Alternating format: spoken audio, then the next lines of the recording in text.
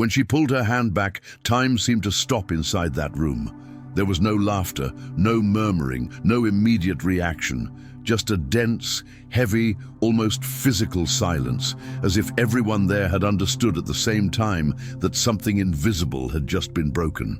The gesture was simple, short, almost imperceptible to an outsider, but for those present, it was like witnessing an unwritten rule being torn up before everyone. He kept his hand outstretched for seconds too long to ignore, his gaze locked between surprise and disbelief, while the people around looked away, pretending not to notice the growing awkwardness with each heartbeat. No one there could explain exactly why, but everyone felt it. This was not just a refused handshake, it was a boundary being imposed, a silent hierarchy being challenged, a decision that could no longer be undone. In that instant, without speeches, without accusations, without shouting, something began to stir beneath the surface. Fragile alliances, inflated egos, absolute certainties. What seemed like a simple formal meeting turned into an irreversible breaking point.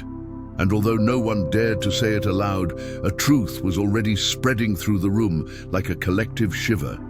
The consequences of that gesture wouldn't stay there. They would cross doors, cross corridors, cross the night, because some decisions, however small they may seem, don't ask permission to change everything. And that hand pulled back was exactly that, the beginning of something that, in less than 24 hours, would make powerful people realize that not all silence is submission, and that not all refusal is weakness. Before we delve into this amazing story, tell me which city and state you're watching from. Leave a comment and I'll reply with gratitude. And while you're at it, subscribe to the channel, turn on notifications and like this video. We want to share more stories like this. After that silent gesture, nothing went exactly as it should.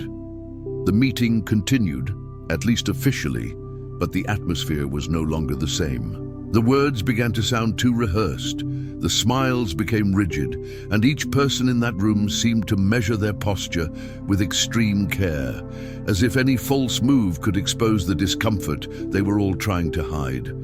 He slowly withdrew his hand without saying anything, maintaining the composure he had learned to sustain for years in environments where weakness was never an option. Outwardly, he seemed in control.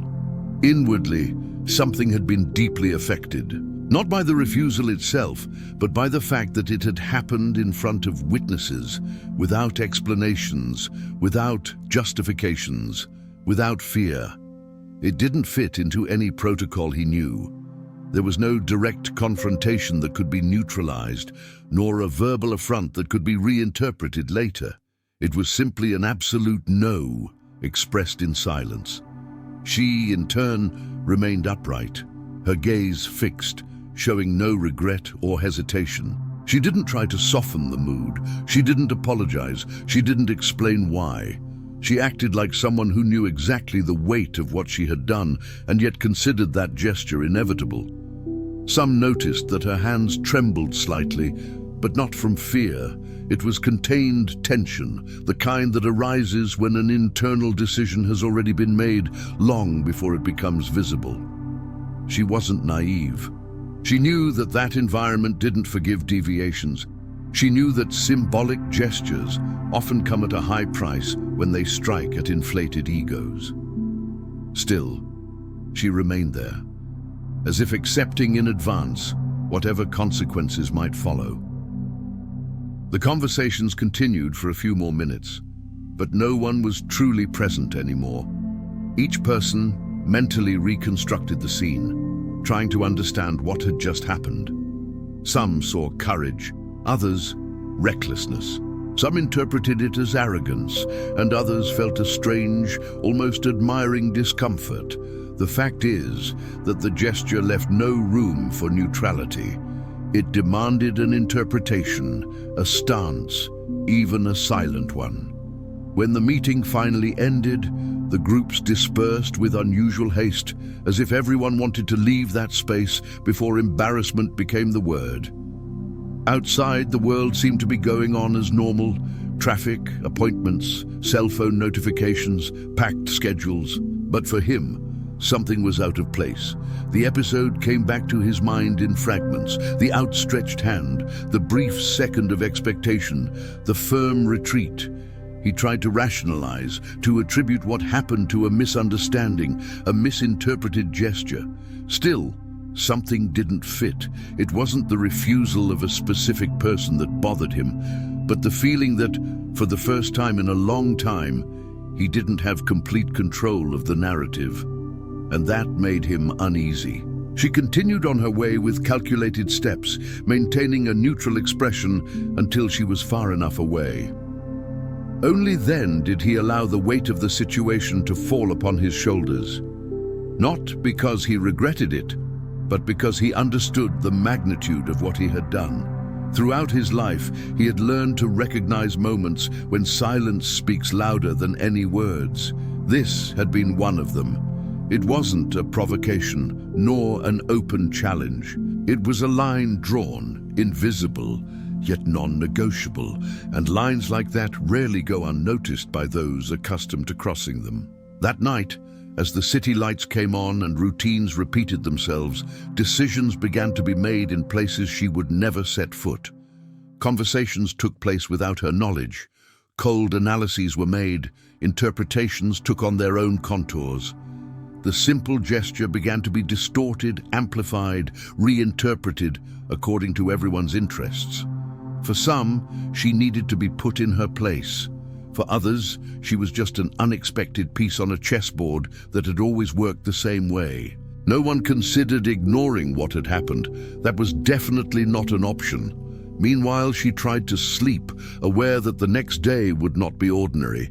She didn't know exactly what was coming, but she knew something was coming. Gestures like that don't hang in the air. They demand a response. And even without being able to foresee the consequences, she was certain of one thing. If she had to relive that moment, she would do exactly the same. Because some decisions are not made to please nor to win.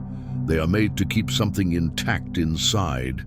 And in that silent room, she had protected exactly that, even without knowing that from that instant, a sequence of events was already in motion, silent and irreversible. The next day began like any other, at least on the surface. Clocks went off at the same times, appointments were confirmed, and schedules remained filled with meetings that seemed like so many others. But beneath this apparent normality, something was already underway. For him, the night had been short. The previous night's episode returned in fragmented thoughts, always accompanied by an uncomfortable feeling of loss of control. It wasn't common for situations to escape his prediction, much less for a silent gesture to generate such a persistent effect. Still, there was an internal noise that wouldn't be silenced. Upon arriving at work, he noticed that the atmosphere seemed slightly different. Eye contact lingered a second longer, conversations ceased when he approached, and messages that would normally receive an immediate response now came with excessive justifications. There was no concrete proof that anything was wrong, but his intuition indicated that the balance had been altered. Meanwhile, she faced her own morning with a calmness that would surprise anyone observing her from the outside. There was no euphoria, no visible anxiety, just attention. Every detail seemed to carry a greater weight than usual, as if the world were about to reveal something that had not yet taken shape. She knew that decisions don't stand alone. They create waves, some small, others devastating. What she didn't expect was the speed at which everything would begin to move. Before noon, subtle signs emerged. An appointment postponed without explanation. A contact that didn't return. A silence that, for those who know how to listen, says more than any direct answer. On the other side, parallel meetings multiplied. The gesture of the previous day had been interpreted in different ways, depending on who was analyzing it. For some, it represented a symbolic threat to the established order. For others, it was merely a detail exaggerated by overly sensitive egos. But there was a silent consensus. This could not go unanswered. not just out of pride, but because gestures that challenge implicit norms often set dangerous precedents, and precedents in certain environments are seen as risks that need to be neutralized quickly. That's when technical decisions began to be made, packaged in rational arguments, spreadsheets, clauses, and terms that sounded too neutral to anyone unfamiliar with the context. None of them explicitly mentioned what had happened. Officially, they were adjustments, revisions, strategic alignments. In practice, they were calculated moves, each one putting pressure on a specific piece of the puzzle. He believed he was in control of this process. After all, he was used to managing complex scenarios. What he didn't immediately realize was that the system that had always responded to his commands was beginning to react unexpectedly. At first, it was just a discreet warning, a number out of the ordinary. A minimal variation that in isolation wouldn't justify concern, then another and another. Small deviations that, added together, formed a disturbing pattern. Questions began to arise, accompanied by evasive answers. Reports needed to be revised. People started protecting themselves more than cooperating. What seemed solid began to reveal cracks. And the more he tried to intervene, the more he realized that there were forces at work beyond the immediate reach of his authority. She learned of these movements indirectly, almost casually, not because she was being informed, but because real changes always leave traces. The atmosphere around her changed. Some began to treat her with exaggerated caution, others with a distance that hadn't existed before. There were also those who observed her as if trying to understand something that was only now beginning to make sense. For the first time, she realized that the simple gesture had transcended the symbolic realm. It had triggered a chain reaction, and curiously, she felt no fear.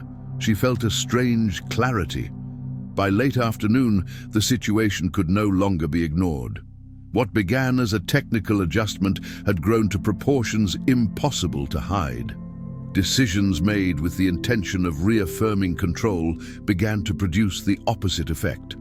Connections broke down, old trusts proved fragile. People who had always been aligned began to act independently. The system, under pressure, revealed flaws that had been there for a long time, just waiting for the right stimulus to emerge. And that stimulus had been a silent gesture, ignored by some, underestimated by others. He finally realized it wasn't about wounded pride or public image anymore. There was something structural at play, something that couldn't be reversed with a direct order or an emergency meeting. For the first time, he understood that certain dynamics only hold up as long as everyone agrees to pretend they work. When someone refuses to participate in this game, even silently, the entire system has to deal with that rupture. And it doesn't always survive intact. She, in turn, watched the unfolding events with the clear conscience of someone who sought neither revenge nor recognition. There was no hidden plan, nor a calculated intention to provoke collapse. What existed was merely an honest refusal, a limit imposed without fanfare. Even so, the effect was inevitable, because structures built upon automatic gestures depend on the blind repetition of those gestures to remain standing. When someone interrupts the cycle, even for a second, fragility becomes apparent. At the close of that day, while the consequences were still unfolding and many were trying to understand where it had all begun, a simple truth imposed itself, even if few were willing to admit it. It wasn't the refusal that caused the collapse. It was what it revealed. The gesture didn't create the instability, it merely illuminated what was already on the verge of crumbling. And in the end, everyone understood, some too late, that there are moments when silence is not submission, refusal is not weakness, and a single limit imposed at the right moment is enough to change the course of everything.